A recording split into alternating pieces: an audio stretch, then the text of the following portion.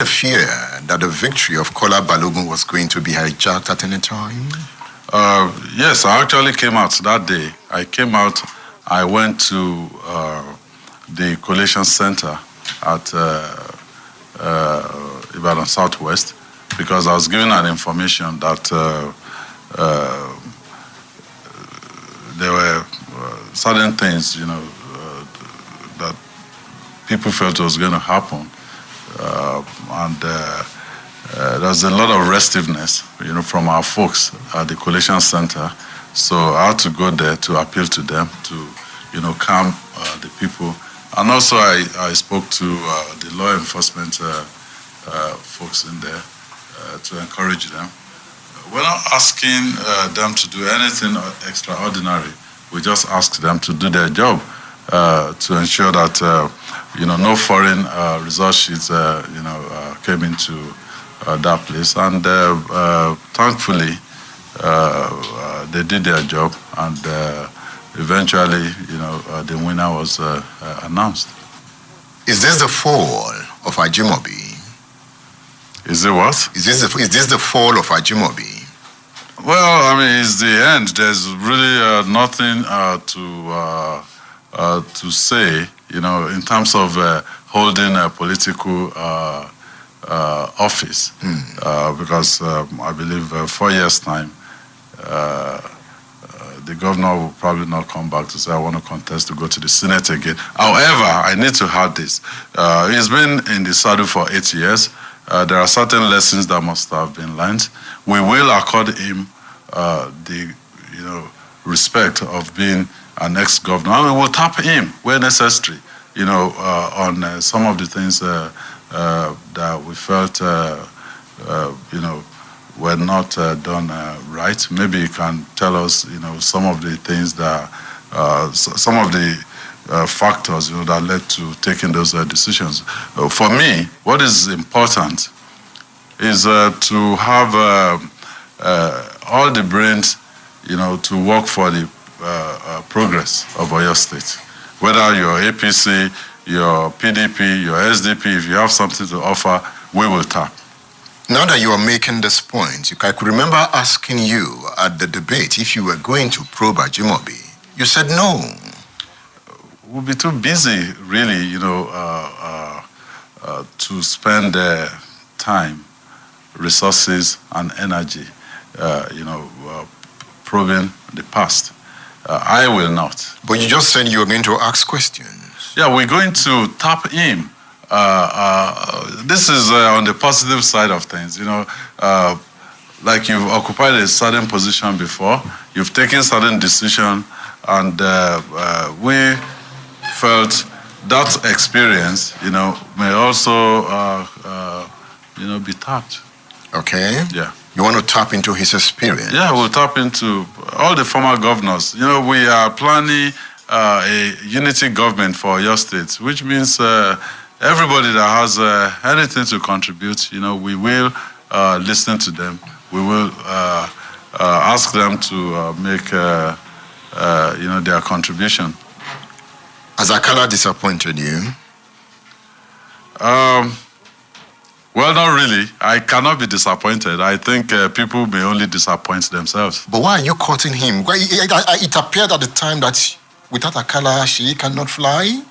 No, we flew, each other's party's flag in last Saturday's election, and the result came out. So you went to see him again? But you see, when you're in the opposition, and when you're faced with the kind of challenges that we're faced with electorally in Oyo State as of today, I mean, you have to defeat them massively before they will succumb. And Akala would have aided that massive defeat of the APC. So we thought, but I still think with the present situation, we'll just move on. You will glide through this process and come out victorious. I am 100% certain, that God is on our side. This is a God's own project, and we will deliver. Some say this is Seyi Makinde's time.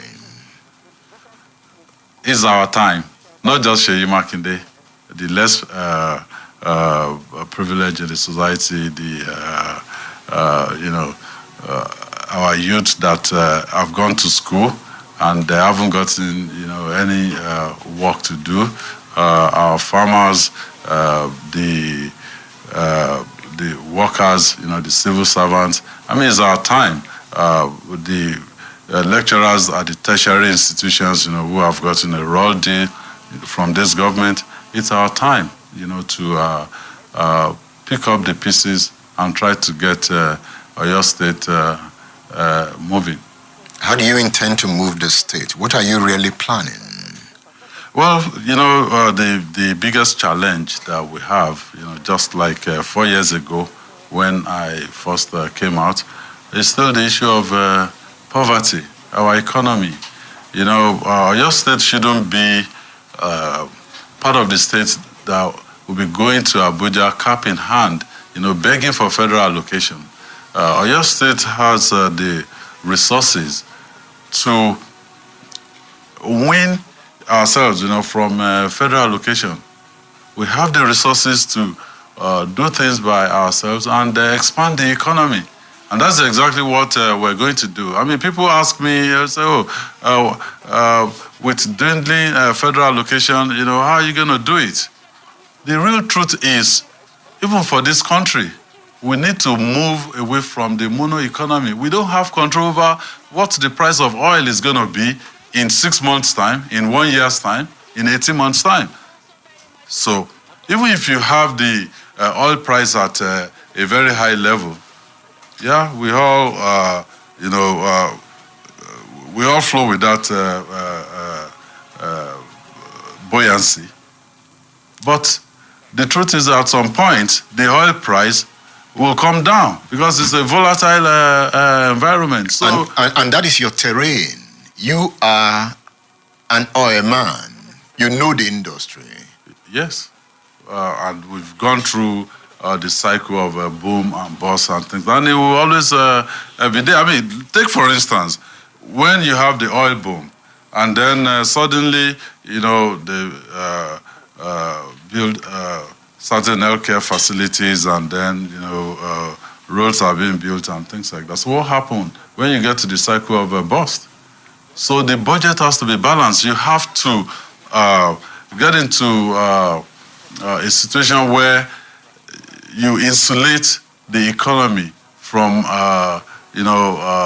all the variations that you have in the oil and gas industry. Do you think Oyo State is that state that has the huge potential for massive development, tapping from its internal resources? If I don't believe it, I won't say it. I mean, go to every corner of Oyo State. Okiogun is going to be the economic nerve center of Oyo State. Is that what you are planning? That is the plan. Okiogun? Yes, Okiogun is going to be the economic nerve center because we have a very huge untapped potential for agriculture out there. I mean, they've spent money, built the Ikere Dam.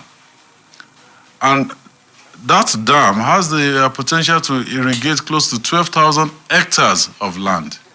And also the body of water behind the dam could be utilized for fresh shrimp farming. It's a big global market. It's close to $2 billion. And we have 0% of the market right now, 0 share of the market. If we can produce things in Oyo State that will earn Oyo State forex, then gradually we'll move away from the state that goes to Abuja for federal allocation. Within 4 years, how do you intend to move your IGR? First, IGR, I don't think you need to tax heavily the already impoverished people. I think what we need to do is we need to expand the base first, expand the cake.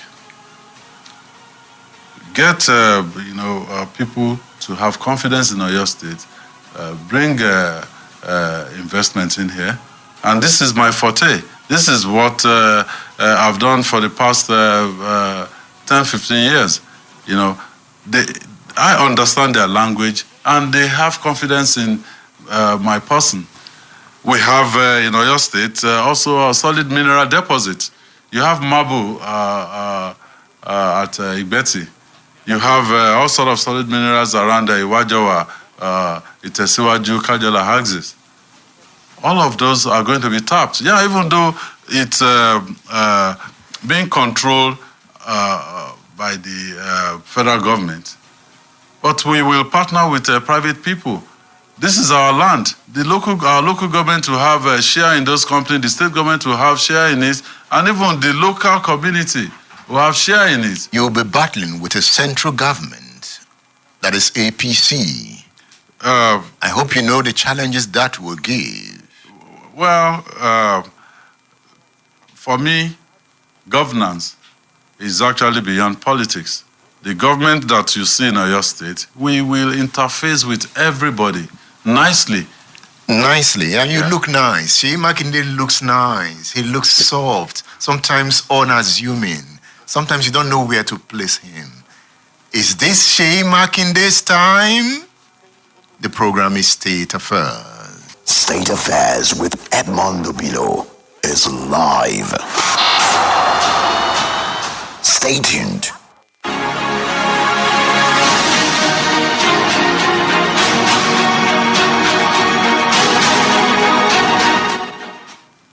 Seyi Makinde of the PDP is on State Affairs. Is this Seyi Makinde's time? In 2005, you studied understanding and solving complex business problems at MIT, United States of America.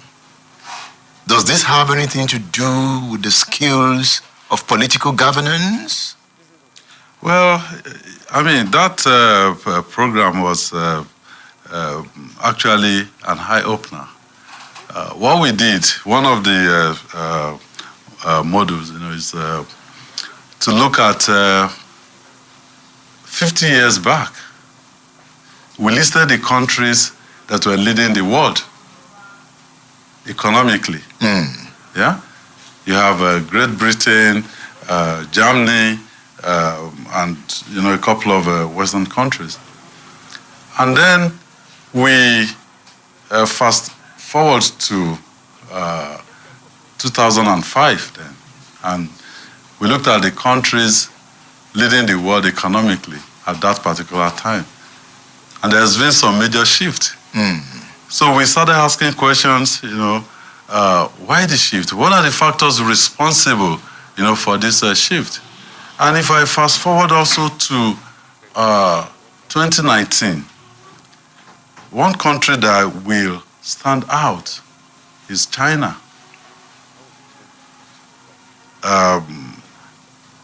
25, 30 years ago, people were starving in China. And then they started getting their acts together.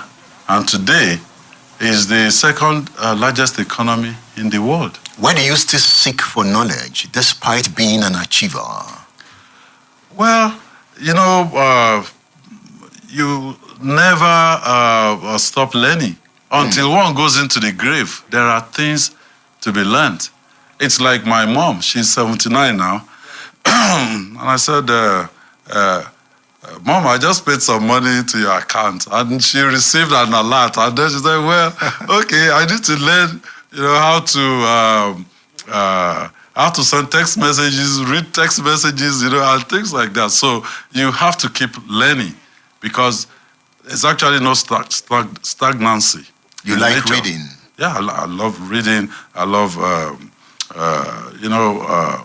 looking at things that did not happen and ask, why not? Why is it not happening? Because being an engineer, you're also an inventor. You can be given a blank sheet of paper and then you start thinking things out and say, well, from this blank sheet of paper, I'm going to design stuff, and then you go build it and you change the world. That's how we're trained. I have kept 10 good books For anybody that wins this election in Oyo State, if you won and I gave you those books, will you appreciate them? I sure will. Anything that brings me knowledge, I will forever be appreciative because I am who I am today. Remember where one is coming from. I mean, I didn't come from a privileged background. The only differentiator for me, I was born at Isaliafa. Did you roll tires on the street? Well, I rolled tires on the street. The first time, my parents thought they were moving up, and first year birthday of my youngest sister, they brought her a cake, okay. And then they lined up the children, to take photograph with the cake. Oh, as soon as they brought the cake and put it on the table, the guys just rushed the cake and it was in pieces. And my mom was in tears, like, look, what's happening? Because majority of us, we in the neighborhood, the children are used to, if you want to feed us, you bring one big bowl, put it in front of us, and we just rush the food and you... Seyi Makinde went through that? Yeah, I did. Oh. Yeah, so, but I am who I am today because I was given the opportunity to acquire knowledge, to go to school, to get, in this Oyo State, get a functional education. Now, when I look at you, you are very calm. I know you to some extent. And you are a billionaire. What does it take to be a billionaire? Because you look soft. And I know to be a billionaire, you must be hard inside. Are you hard inside? Well, I think I am firm with whatever I have to do. But when the look on your face, you look so calm. Well, I don't know. I'm not troubled inside. Some people have told me that, Seyi looks soft. Are you sure he will not be oppressed when he becomes governor? But I say somehow, but he's a billionaire. Billionaires don't just emerge from anywhere. They must be hard somehow. But the truth really is I sleep well. There's nothing that will happen and I'll get agitated. I remember when I quarreled with my wife and the next moment I'm like just sleeping. And then she's like pulling me and saying, look, we still need to discuss this. And I said, well, we discuss it in the morning, So I basically think if you trust God and you believe in God, whatever comes your way, you take it. Because God said that everything He does is perfect.